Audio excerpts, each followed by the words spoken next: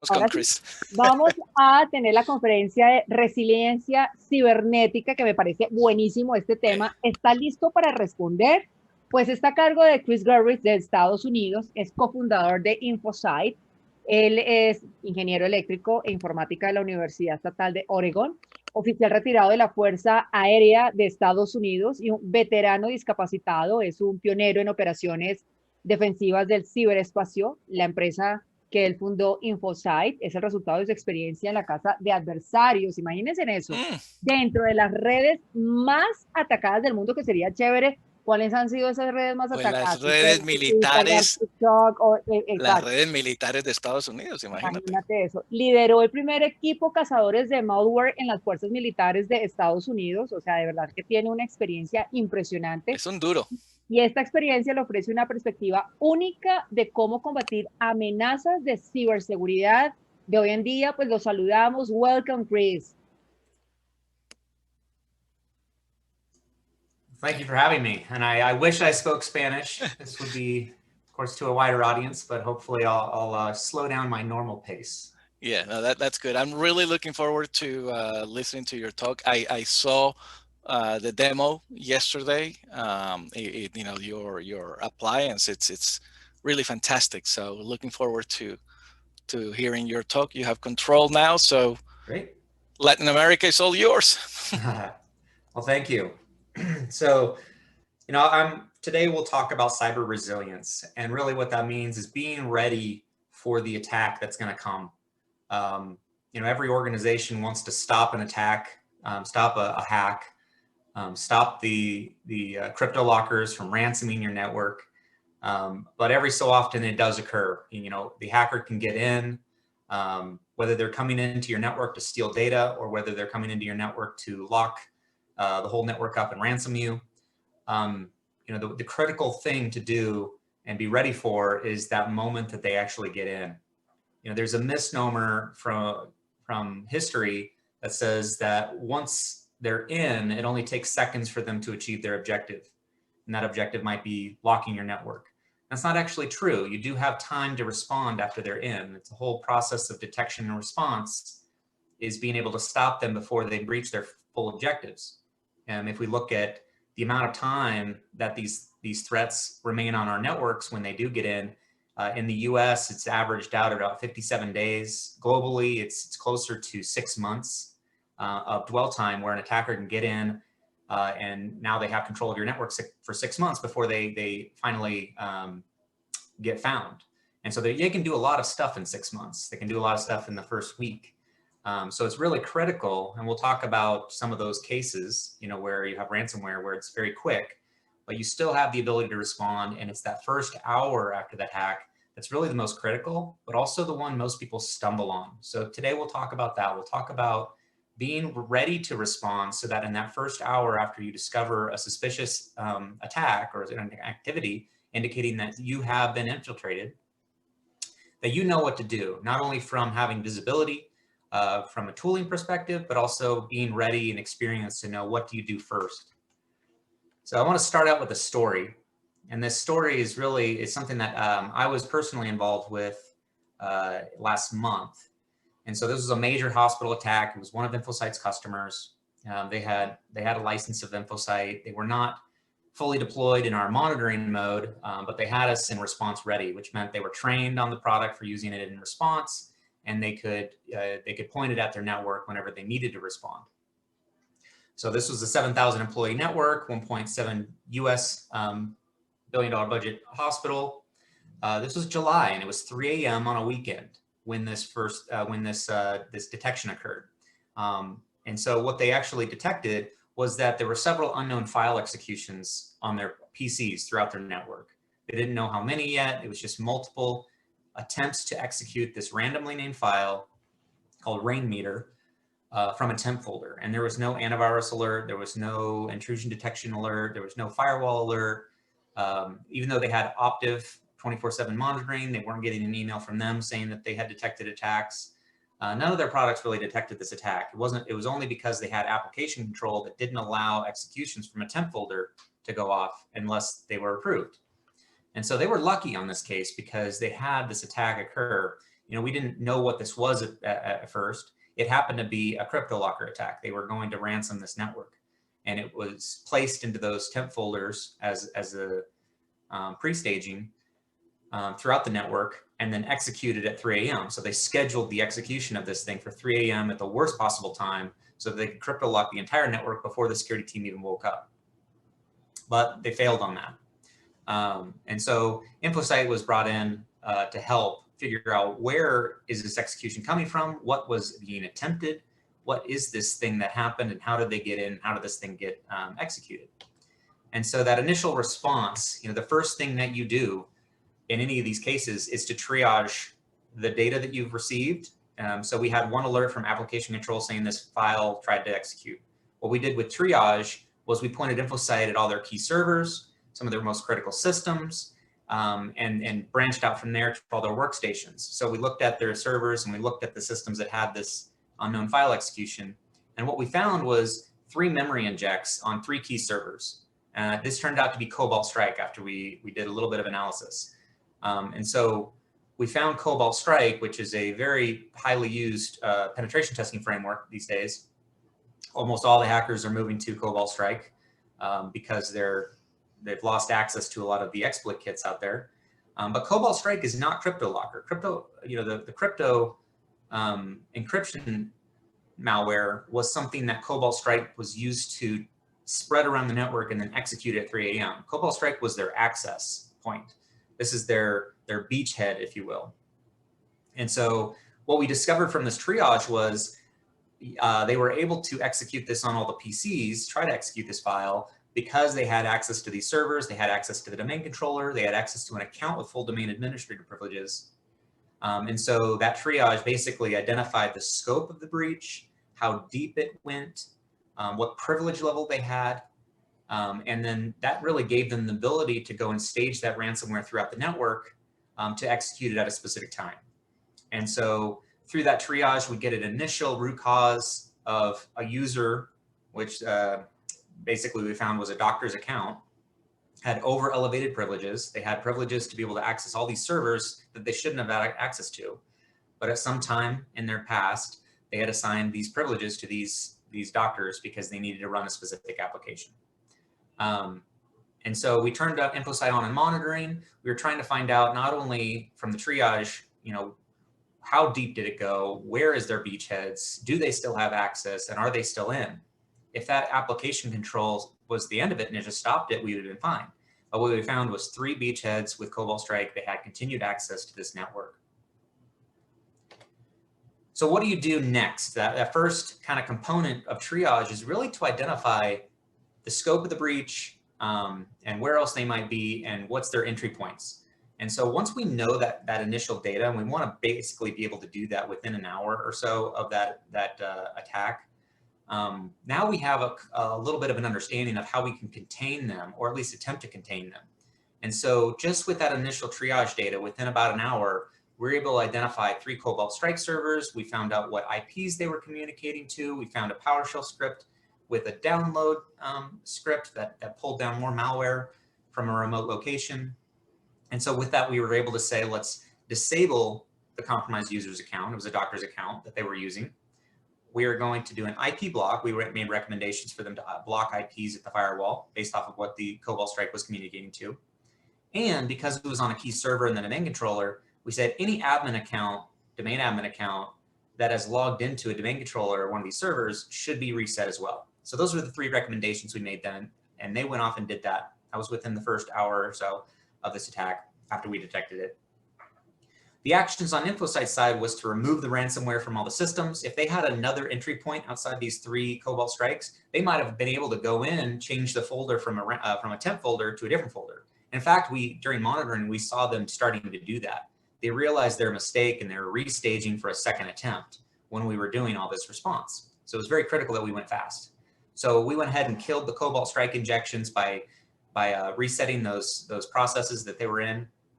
We found them hiding additional copies of the malware inside a backup location, which is called shadow copy on Windows. And so we went around and deleted the backup malware out of the shadow copies. So these were the actions that we took initially. And what we did was in the hope that we had good enough triage and good enough data of the scope of the breach that we're able to completely purge them. And that ended up being the case. We were able to purge them. They weren't able to come back and try to do a second attempt because we were able to respond so fast before they kicked off that second attempt. So at that point, you know, the first hour or the first evening was kind of done. The next day, the forensic investigators came in, we handed them over to a partner. The partner was able to then go through the additional evidence that was recovered. We were able to recover more evidence. We couldn't analyze it all in the first hour, but we handed it over to them, and over the course of a few weeks, determined how they got in, made some recommendations of how to stop them from ever getting in again. And so that's the whole process, is that the breach, you detect it, however you detect it, you need to go into a triage mode and into a containment mode before you can begin that more long process of investigating. So what was the result of that? Like, you'll see that ability to respond very quickly and being able to do tailored actions on the threat that we found and we triaged. You'll see on the left here, we initiated a response action of destroying this rainmeter.exe in the temp folder. This was not a piece of malware that the antivirus was going to delete. So we went ahead and deleted it across all their systems. And so that was kind of one of those steps that we could take very quickly, was to go out and do that to all 10,000 of their workstations and servers. Another aspect to this is, a lot of times incident response, even if you do have a plan, you know, and everyone should have a plan, it's often not exercised very often. It's not practiced often enough. And so because our support team is all trained on this incident response process, and we help people weekly on these types of things, having a touch point with a third party, a service provider, is really important, because they need the help. They're going through their incident response plan. They have the tooling, but they haven't used it in an incident like this, where they would have enough practice and experience to do it quickly, especially given that the actor was trying to reinfect that network. So, you know, everyone from the company itself and their security team, to the investigators that came in and saw all the evidence that we had collected for them in the first evening, to the CIO of the organization, were really, you know, really appreciative of the support they got during that first hour. And it really highlights just how important that first hour is, that first evening of an incident, responding to it quickly enough so they could save this organization. That was a huge thing. This organization could have been ransomed completely and people would have died. We have, you know, hundreds of COVID-19 patients in this hospital. You know, that could have been a very detrimental thing if that had gone through. So how could that have gone differently if they weren't prepared? We see this all the time, is organizations that aren't prepared, and they have really two reasons for not being prepared. And one is lack of visibility. You know, they're relying on an antivirus or a firewall, and that just doesn't have enough data to fully scope the severity of an attack.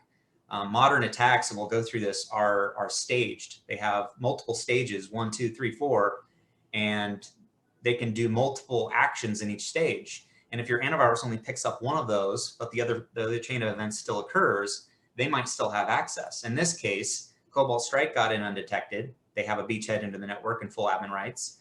They staged the ransomware. The ransomware got stopped, but they had full access. They could just go try again. They could figure out what went wrong and try again. So that is what I mean by having visibility into the things that aren't just alerting you on an antivirus. That's why you need an EDR product. That's why you need these additional logging tools, and you need the expertise to look at that and see stuff that's not just giving you alerts, but also that underlying data, so you can fully scope that incident. You want to really scope the breadth of how much access do they have, as well as the severity. Sometimes you get a detection and it's not very severe. You need to know that before you waste your resources. Or it's a really, you know, a big problem, like Cobalt Strike is about to ransom you. And the second one, of course, lack of experience and practice. People often just don't go through the process of responding. If the next time you get a pen test, try detecting that attack and responding to it and acting like it's a real threat. We call those kind of adversary simulations, or red team versus blue team, where the attacker comes in, you try to detect it, you respond like it's a normal thing. That should be done regularly in most larger organizations. If you're smaller, what you need to make sure is you have a service provider that has this expertise and can be tapped whenever you do have an incident. If you only have 2 security people or 2 IT people in your organization, make sure that you have a subscription to a product like Infocyte or a service provider. We have service providers as well that use Infocyte. There's plenty out there that, that would have the expertise and the practice of knowing how to respond quickly. So this question comes up a lot is do I really have time to respond? Once they get in, if I didn't prevent them from getting in, am I hosed already? And oftentimes when your network is crypto locked and you come in at you come in the morning to find all your computers are crypto locked, would you have had time to do anything about that? Is it too late? And the reality is, yes, you do. Modern attacks come in multiple stages once in the network, so a couple things to consider here. There are, of course, automated worms like WannaCry. WannaCry swept through people's networks very quickly and did an automated action against all the ones that they could access. Now, not every attack is like that. There are occasions where there's a big vulnerability like that, where there's an internet worm that goes around and crushes people's networks. But even WannaCry, takes time to infect computers. It's not just going to do all 10,000 of your computers or all 1,000 of your computers at one time. That's why staging occurs. And so staging occurs because they need to be able to get in. Maybe they only take over one system in your network. They need to then pre-plant all this ransomware so they can execute it with one button. And then they have crypto locked your entire network all at once. If they start from box 1 and go to box 2 and 3 and 4, you might wake up in time and stop them before you get all their systems. So I've seen this a lot, is where crypto locker or a ransom case only affects a portion of the network before they're stopped. And so in those cases, those organizations never pay the ransom. So the ransom attackers want to crypto lock the entire network and all the backups so that you have no choice. And this is what happened in Garmin and some of these other organizations that got crypto locked so badly that they had to pay the ransom. That's their objective. And so they want to pre-stage. And encrypting an entire enterprise network can take days if you don't stage it properly. So the other thing is, attackers cast a really wide net when looking for victims. And so they may attack thousands of organizations with what I call a recon malware. Reconnaissance malware is designed to be very, very simple. It just gets in and it doesn't really do anything negative to your network, which means antivirus is unlikely to flag it as malware. It doesn't do anything negative. All it does is gets in there and then takes some snapshots of whose computer is this, what organization, what's the domain name, and that reports back that information. And so out of the 1,000 computers that they have compromised, which ones have value, which ones are organizations, which ones are banks, which ones have, should I spy on, which one should I crypto lock? And so that wide net gives you a little bit more time. Sometimes it's days before they realize what they have and they go, hey, this organization is really valuable. I can ransom them for $50,000 versus the flower shop, which might only pay $1,000. And so, or hey, this is Garmin. We've got to go after them. We've got to crypto lock them and we'll get $500,000. And so that whole thing is about that attacker triage of getting into the network really with a wide net and then focusing down and going to do that. So you have time. So the 4 stages of an attack. Once they're in, and you've probably seen the kill chain, the cybersecurity kill chain. This is a little bit of a drill down into what happens after they get into your network. That first recon stage is what is this target worth? What is your organization worth? If it's just a flower shop or if it's just one individual's computer, probably not much. But if it's a large organization with money, you're going to set a ransom price and you're going to move on to the next stage. Next stage is lateral movement. They want to, oftentimes when they get into a system, especially with like phishing, is the computer they're on and the user that they have is not privileged enough to take over the whole network. So they've got to move and they've got to find a domain controller. They've got to find an admin. They got to steal the admin account, or they got to get in and find the databases that have the valuable data to steal. So this lateral movement phase is usually done by tools like Cobalt Strike, so they can find the best position in the network to go on to the next act, which could be stealing data, monitoring the network, or ransoming it.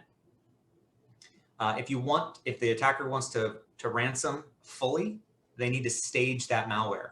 So they're going to stage it by saying, we're going to put the ransomware on every computer. It's going to be in the temp folder on every computer. And we're going to schedule for the worst possible time, 3 a.m. on a weekend, the execution of all those things. And since it's pre-staged, there's no data transfer time. It just executes at 3 a.m. on every computer in parallel. And that's a really horrific attack, because even if you do detect that crypto locker happening, you don't have enough time to stop it. So that execution is when they demand the ransom. I'd say, for most organizations that don't have visibility, that get crypto locked and ransomed, they don't see anything prior to the execution event. So they think it's an instant, but it's not. It's weeks. It's oftentimes, we've seen everything from 5 hours of dwell time before they're able to get to an execution event. That's for a small network. For a large network, 2 weeks is often what we've seen. When it came to the the major destructive attacks in Saudi Arabia on Aramco, to other other organizations, they were in there for a month or longer because the network was so complex. They needed to get the whole thing before they could go and kick off the execution event. So there's time between when they first get in and recon to when they're doing lateral movement, when they're staging malware, to be able to stop them. And if you're ready in that first hour, you'll be able to respond. So let's go through this again. The incident response process. It's not just about detecting and letting the antivirus stop something. When it comes to the human element of responding, there are 5 steps to that. And so once you detect the attack, always assume that you only have a portion of that attack. And sometimes you'll stop the ransomware, sometimes you'll find Cobalt Strike, sometimes you'll find other components to that attack, or you'll find a suspicious connection. If you find a suspicious connection and you didn't block it, it's highly likely that you've got something going on, and that needs to be triaged, needs to be figured out. So before you get into the full investigation, that takes like really poring over the data for a long period of time. That triage is supposed to be very fast.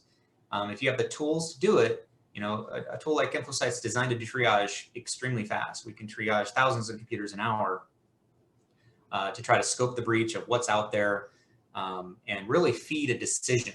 A good triage feeds a quick decision on how to contain and follow up. Sometimes you'll triage an alert and it won't be very severe.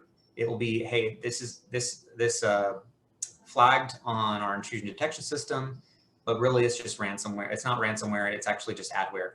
It's not a big deal. We don't need to go through and pull our incident response retainer. And so that triage phase can save you time if you're doing it well. Is that first hour you triage, you figure out it's not high severity. Sometimes you'll triage that detection and realize that detection was the tip of the iceberg. And you need to be able to go out quickly, contain that threat so they're not able to go and destroy your network. So that containment, what actions do you have available to you? If it's a firewall block for an IP, it could be a killing malware at the endpoint. Oftentimes, if you just have a simple antivirus, they can only kill malware that they detect as malware. If you find another file through another means, it doesn't have a button to just go randomly stop a process or randomly kill a file. You need to have some kind of EDR technology, some kind of endpoint response technology that can go and do that action. And a smart admin might be able to do it in the command line, but having a tool is really nice when you're going out and doing this to malware that's not being detected by antivirus. Another thing is disabling the compromised accounts. When you find processes that are running, you can always tie it back to what account is running that. Sometimes it says system. The system or root account is not pertaining to a user. You got to trace that back and figure out who started that at system, and usually it's a user. So those two, number 1 and 2, triage and containment, are the most important things you can do in that first hour. Everything after that, from investigation to verification and lessons learned on how to stop these attacks from occurring again, those happen at a much longer time length. Triage and containment should happen within the first evening or the first day, first 24 hours. And really, the amount of data you have and the decisions you make in that first hour are the absolute most critical, especially when you got a quick ransom case going on. We talked about these things. We've got a little bit more depth here, but the 2 things in triage that you really need to understand by the end of triage phase, you need to understand what is your confidence that this is a real attack, because oftentimes you'll get an antivirus alert and it could be a false positive. So what is the confidence that we don't have a false positive, we have a real threat? You need to determine that during the triage phase. The second is the severity. Just because I'm confident it's malware and it shouldn't be in my network, what is the severity? Is this a nation state trying to steal, sensitive data? Is this something that's stealing money? Is this going to crypto lock me? So the severity is like, how important is it for me to respond right now versus is this just an unauthorized application that's got some spyware, adware for people's browsing habits? Those things are totally different in how you respond to them. And so the speed is really of the most importance here, is really know your network, what's allowed there, what's not allowed there. Do you have the ability to inspect these systems outside of what the antivirus is telling you? How fast can you gather logs together so that you can go through them and find a timeline of what happened before the event you detected? You might have detected an execution in the temp folder. What happened prior to that? What connections were made? What scheduled tasks kicked off? If those things are being logged, you'll have a much better time triaging the root cause. And oftentimes you're making decisions here. You're going to make, 80% of your decisions are getting made with 20% of the facts. You're not going to know a whole lot in the first hour, but you need to be able to make actions quickly. And the containment portion, we're really trying to, I wouldn't worry too much about stomping on evidence at this point. It's really about protecting your network from being locked or reset and stolen. And so, being able to disable the other admin accounts, IP blocks, getting rid of like the Cobalt Strike Trojans, those are all important to be able to do very quickly and do it at a wide enough scale. If they've got 3 servers, you need to stop them all. Otherwise, they're just going to keep moving. It'll be like whack-a-mole. The investigation is after this first hour, right? The first hour happened, you did the triage, you did the initial containment phase. Hopefully, through that process, if you triage well enough, you have stopped that attacker from having access to your network. And so the investigation is really about pouring over that evidence again, looking at the deeper evidence. Maybe you've got pulled all the logs together. You need to really understand at the investigation stage, the idea is I'm going to figure out how they got in the first place. I'm going to try to figure out, do I need to wipe and reload every system? This is also the point after the initial containment phase, is really the point where you decide, am I going to internally investigate this? Do I have the expertise to do that? Or am I going to call in a third party? Those are very expensive. And so you need to understand the severity of the attack before you're able to say, I'm going to commit to paying a very large hourly rate to an external investigator. So just understand, this is expensive. A lot of organizations decide not to do this. They just wipe and reload and go along with their day. But if it's a big attack and it's a regulated company, you need to be able to understand how they got in and stop them from doing it again. Verification is a step that I always see people missing. Is the investigation is complete, and the investigation always finds additional evidence, maybe some additional systems that they infected.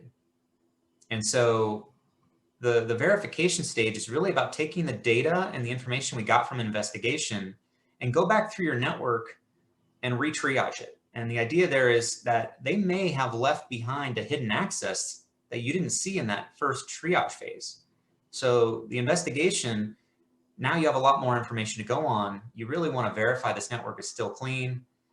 We have seen actors, when they get found on a network, sometimes they'll leave behind a hidden Trojan and they'll have it call back in a month. So you don't see any activity for a month, but it calls back in a month, and now they have access again, and then they can go through and try it again on your network when you're not suspecting. So the verification stage is really about taking that report that you get from the investigators, from the forensics, and going through and making sure that they still don't have access to your network, even if it's on a dormant or inactive system. Lessons learned, you can't really do this without a good triage and a good investigation, is figure out how fast could I respond to that. If it took you 24 hours to get the logs necessary to do triage, that's too long.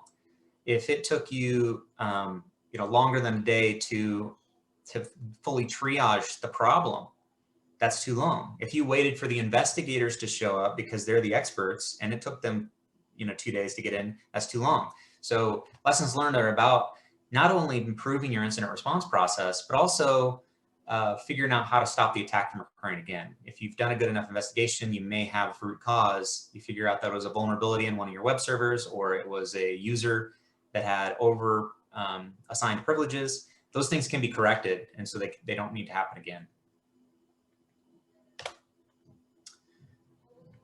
So Infocyte, my company is a software vendor.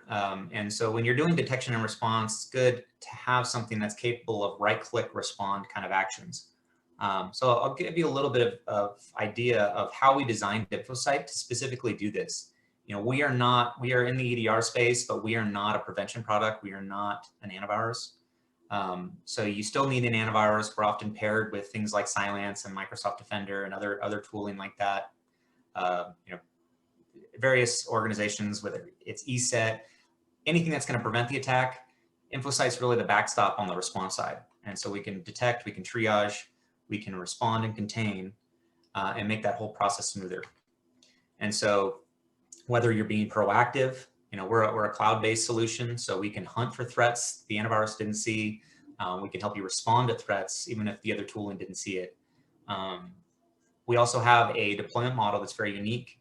Our incident response teams that use us can get into your network very quickly. So if you call an incident responder and they use Infocyte, they can actually get into your network if an agentless process, so that they don't require software to pre-deployed in your network. They could just get in, scan your network, and they're starting a triage process immediately. They don't need software deployment to do that. They don't require the other, an existing security software there. They can do everything from hunting to response to assessing your network without having to change your network or without having to have pre-deployment of software.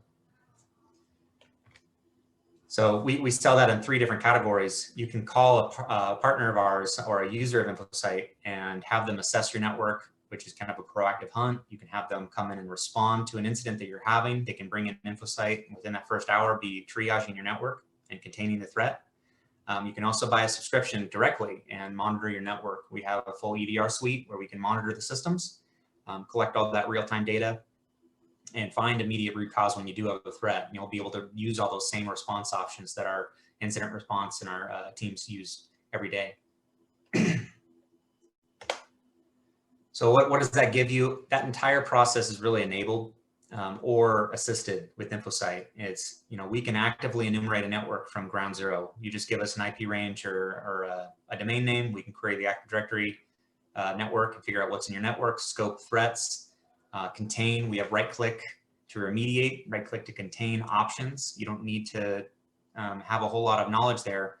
You can just right-click and go and contain a system, isolate a host to collect additional evidence. That investigation portion, oftentimes our response actions are we detect something, we find it on a couple systems, we then right-click and say we're going to do host isolation, kill the malware, pull evidence on whatever order you want. And so the pulling of the evidence is things like what the forensic investigators are going to want is that raw log data or the raw registry hives, so that they can piece together a timeline of when this thing actually occurred and what they did to these systems. So that entire process is enabled by Infocyte. That verification, again, part of our triage process. We're designed to triage very quickly. Get into your network, find every asset that's connected, triage the network. And that will inform the recommendations you need to do to adjust your controls to make your incident response process faster and better. That's really the story here is when you're thinking about incident response and when you're thinking about resiliency, it's not just about can you prevent every attack that occurs and every attack that could occur. It's also about what do I do when I have an attack that does get through? What do I do if I have an indication that my network has been taken over? And of course, we don't have a booth. We're virtual, so apologize for that, leaving that on there. But we'll be available here. You can contact me on Twitter.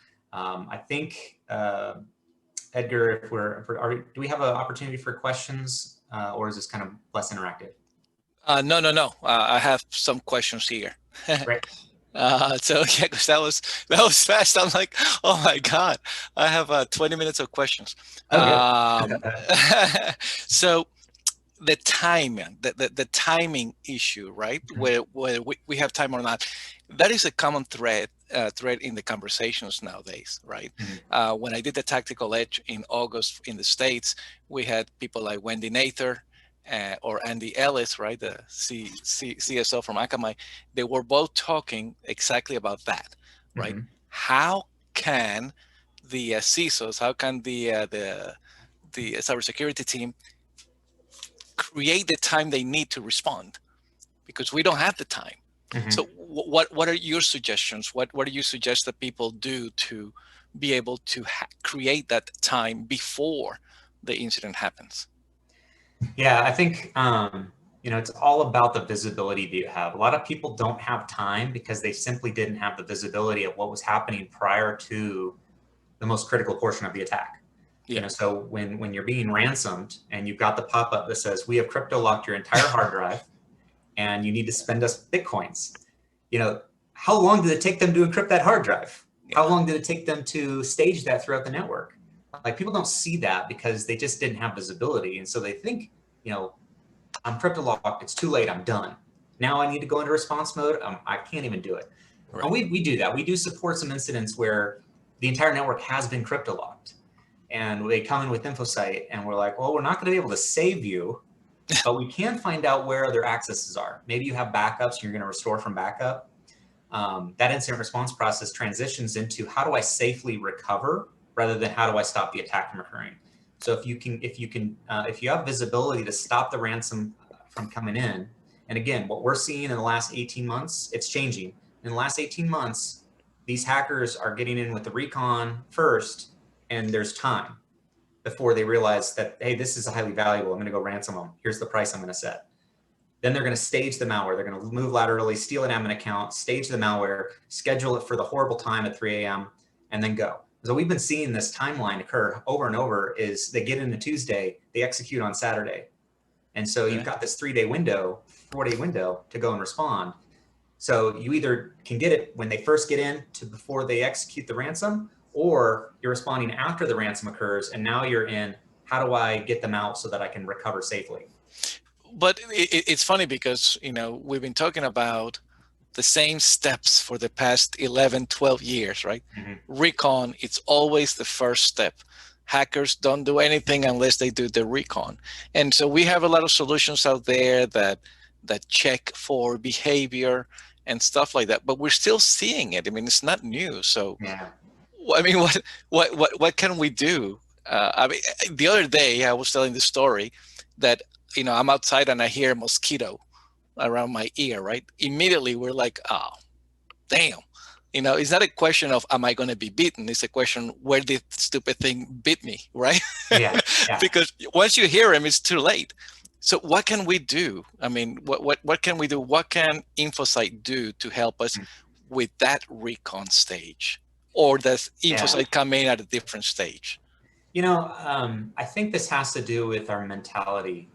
For years, we talk about visibility and we talk about more monitoring, more logging, but we haven't changed our mindset out of that reactive mode. We've seen organizations that log terabytes of data, and they log everything. They've got endpoint detection, they've got EDR, and it's logging to this place in the cloud. It might as well be a black hole because they never look at it. So they're collecting all this data, but they're waiting for the alert. And so even though they've set the cameras, if we think about like physical security, you set the cameras outside your house and you set the tripwire, and then you don't even look at the screen. You just wait for the alarm to go off. Well, like, you got a guy tiptoeing, walking over the tripwire, and because you're not being proactive, you're just waiting for the alarm. You'll never see him, even though you've got all the visibility in the world. Yeah. And so it's really about, like, am I being proactive with my security? When I see the less relevant alerts, maybe they're not high confidence alerts, hey, I see some suspicious activity. Occasionally collecting the suspicious activity that occurs over the last 6 hours and go triage those systems. Okay. Proactively. Just stay sharp, basically, right? Stay vigilant. And that's why you mentioned the whole thing also, sorry, about, and I'm about to lose, I lost it. I lost the train of thought. I'm about to lose it. Tabletop exercises. Yeah. I believe that they are good because they keep you sharp, right? Those little things. So if you see some little alarm there, you hear a mosquito flying around, well, go ahead and find out, where did it come from? Where did it go? And stuff like that, correct? So tabletop exercises are a good idea to keep you sharp. They are. And I think they're really critical. You can even do it. You don't even need the tools. The tabletop exercise is completely in your head, and it still helps you. Like, every basketball player will tell you that they they go through the mental exercise of shooting in the hoop without a ball in their hand. You know, Yeah. it's the same thing. And you just taking the case with the hospital that we went through. I got on that call while all these people were talking about what to do first. And they all had this detection of this file called rain meter in temp folder. And the rain meter file didn't execute, it got stopped. And so they said, the first thing we need to do is sweep every workstation that had this alert and go delete that file. And I said, no, that's not the first thing, because app control stopped it. That's just the final stage that got stopped. You need to stop, you need to find how they got in and executed that, get rid of their access, you know, because that rain meter.exe and temp folder, they're just going to redeploy it to a different folder, and you deleting the one that didn't work, that doesn't matter. Like, exactly. So the tabletop exercise would find that is because someone's going to raise their hand and say, let's delete the file. That's right. So during the conversation, you mentioned adversary simulation. Mm-hmm. And I know we have a couple of presentations and we have a couple of sponsors that are focusing specifically on that solution. I think that is an amazing solution. Mm-hmm. Again, to keep everyone sharp. As a friend of mine here says, to change the mentality from, like, how do we respond to one of reaction? Because that's what you're talking about, right? You just need to be sharp in how you react when you detect something. Yeah, I think the difference between a pen test, just a standard pen test, and an adversary simulation is that feedback loop. And so whereas a pen test, they'll just get in and give you a report, here's everything I hacked. Versus the adversary simulation is really about the blue team and the red team and some kind of third party we call like the purple team or white team or something. Different people have different names for them. Yeah. But the idea is that there's this loop between I just attacked, what did you see? I just responded, did you lose access? You know, and if the answer is like, we didn't notice, we're still in, then like adjust your procedures, adjust your visibility, adjust what your actions were taking, because it's not doing what you think it's doing. And at the red team, you know, every day they come together, they do their simulation, they come in and they do a review. I did these 9 actions. Which of them did you see? Well, I only saw 3 of them, and I took action here. Did that action work? No, it didn't. You know, because you didn't see those other things. So that's adversary simulation is great because you get that feedback. Exactly. Yeah, and you get to it's almost like a purple teaming type of thing. Yeah, you get the red and the blue working together. That thought idea that you mentioned during your presentation about we cleaned everything, we found everything, and we're done, and now we're like, hey, we're good. And it's like they might still be there. So that thought about, not know that the question is not that you have been hacked, is that you don't know you have been hacked. It's the same idea after the fact. You don't know you're still hacked. How do you fight that? How do you? I mean, it's hard. You are trying to prove, prove a negative, right? Exactly. You have to prove that they're not here. So constrain that a little bit. You can look forever and never. Yeah, you're never gonna find. Yeah. Exactly. But I think a triage process, a really well-defined triage process, is time scoped. So you're going to say, I'm going to look as much data as I can given this 8-hour window. So you always want to set, when you do a triage, especially something proactive where you're trying to prove a negative, set a time scope and say, I looked as hard as I could for the 8 hours or 2 days or 3 days that I set. And that should be good enough. Like, the probability that they escaped out of that is lower and lower for the amount of time you've spent. So set a time scope when you're trying to prove a negative so that you can say, I didn't find anything after looking for a full day. That helps constrain your resource utilization. Okay. And so time scopes help. But that second triage, it should be the same triage procedures. A tool like Infocyte that does forensic triage, or there's forensic triage scripts out there that do similar things that Infocyte does, just less pretty. But those processes collect and look at more data and deeper data than your typical real-time monitoring solution is going to do day to day. And that's why it's important, even though you may have the best EDR solution out there, a triage process is going to look deeper for a smaller scope of time. Okay. And so it's that where you're going to catch those hidden threats that aren't really active right now. In your experience as Infocyte, any time frame for a typical triage? I mean, I know that's just a question, but yeah, interesting. It is interesting. What is becoming the standard that we're seeing anyway, because we have partners like PwC and KPMG and the big consulting firms, and now Deloitte. That's me. They're all getting to some standards. But typically, like if you have an incident, it's right after the incident or right as the incident's detected, you want to triage. The verification stage happens after you receive that investigation report and you say, here's all the facts we found over the investigation. Did we actually catch all this stuff? And we go back to triage and figure out, like, did we look at all those things? So that verification can happen right after that. And sometimes it's like 30 days after the threat had first got in. And so that verification stage kind of like just gives us a warm and fuzzy that we have contained the threat and they aren't in our network anymore. When you start looking at proactive assessments, oftentimes your pen test schedule is annual or your vulnerability scan is like quarterly or whatever you set. I recommend, a proactive hunt or a compromise assessment on that same interval. Whether you do an annual pen test or a quarterly vulnerability scan, run something like Infocyte across those systems once a quarter or once a year. If you're doing annual pen tests, have an Infocyte partner or something, go do a quick sweep of your network on that same schedule, maybe right after the pen test, so you can find some of those implants those guys left behind. Yeah, because they will leave a lot of those stuff behind for the next time. So exactly when does Infocyte come in? So you guys put in explain to us how the solution works on the network.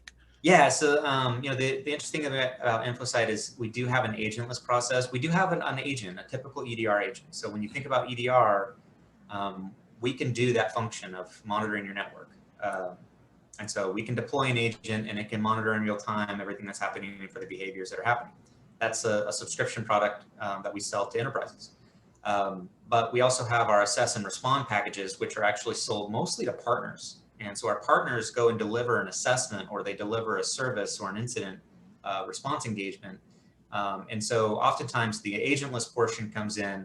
You can get in and out without having to change your network, without having to demand that you install a different agent than the one you currently have.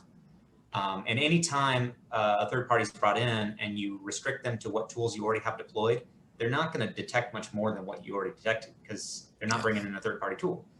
That's why we do the agentless portion for respond and assess packages, because they can get in very quickly, sweep across the network, find bad stuff.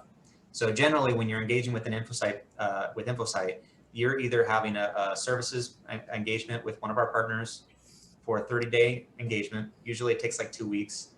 And it's similar to a vulnerability scan or a pen test. That's a service you can get from any third party, and it's a really great proactive assessment. And then oftentimes, like our intention is to get Infocyte as a subscription where we can monitor in real time. So everything that we're doing during that assessment, we can do most of it in real time and monitor the network. And that's complementary to any antivirus solution. So if you don't have if you don't have the best of the best EDR, ours can serve that function. Okay. If you've got just a simple prevention tool, we don't do prevention. So it's great pairing with the Silences and ESETs and Trend Micros of the world. Right. You come in after the fact or basically when all hell's already broken loose. And so you help them find out where the attack started from, how they got into how long they've been around. Mm-hmm. You help find IOCs and stuff like that. Oh, there's a doggy. I just found one. So you have 5 steps: triage, containment, investigation, verification, lessons learned. In your experience, which of those 5 is the most important that you think that you recommend your clients after they've been victim once? Because you only learn after you've been a victim. So once they've been victims, what do you think of those 5 is the thing that the client should focus on the most? I think the one that stumbles the most is that first stage of triage. And that's the oldest one that we've been doing triage forever. I know. And it's just not fast enough yet. It's not deep enough. It's not fast enough. And they're not making the right decisions because they don't have the right data in the initial stage. And I know, like when I was I was a manager at the Air Force Incident Response Team. Okay. And one of the things so I was military, so I always had a general breathing down my neck. And he would always come in within the first hour and say, "Who's attacking us?" And we go, "Sir, like this literally happened 30 minutes ago." "I don't know. It's coming from a car lot in Hondo, Texas." And they're like, "Why is a car lot in Hondo, Texas attacking us?" And I'm like, "Well, it's probably the Chinese that's attacking through the car lot, but we don't know that yet because we just don't have enough data." Yeah. And so it's always a problem in that first hour. We're trying to come up with answers with very limited information. Okay. So that, you know, speeding that process up of having early information so that you can act on it quickly and get them out of your network is still the most important thing. Okay. And I see the last question. I've seen that the one of the activities, it's wipe and reinstall, reload. When I used to do this a long time ago, I used to walk around exactly with the wipe and reload kit. Mm-hmm. Yeah, the golden image. Just so that was like 11, 12, 13 years ago. Yeah. That's still a thing. It's still a thing. And the reason why is because, especially as attacks become more staged, it's hard to know what portion of that was actually mitigated. Did you find it all? You know, if I have, you know, a good attacker is going to leave behind 2 implants. Okay. You know, they might have the ransomware, but they also have the Cobalt Strike memory, and they also have a persistence with a PowerShell script that will run if I lose access. Okay. So did you find the ransomware? Yes. Did I find Cobalt Strike in memory on one of those servers? Okay, maybe. But did I find the persistence that's going to kick off another Cobalt Strike from a PowerShell script 2 days later? You know, I might not have. So wipe and reload is the safest. It's the safest thing. Yeah, it's always, yeah. Okay, that makes a lot of sense. Chris, thank you so much. I mean, I was looking forward to this thing, and in the first sentence, the first slide, I was telling my friend, well, I learned something new. So that was really good. I really appreciate everyone. Please visit Infocyte's booth. Chris is going to be there. Danny's going to be there. Your partners, Atlantic Pacific. Mm-hmm. Yeah, they're going to be there, and they all speak Spanish. So visit them. There's a good demo there, and they have a lot of really good information. So Chris, thank you so much. And thank you to Infocyte for sponsoring Tactical Edge. Great. Thank you.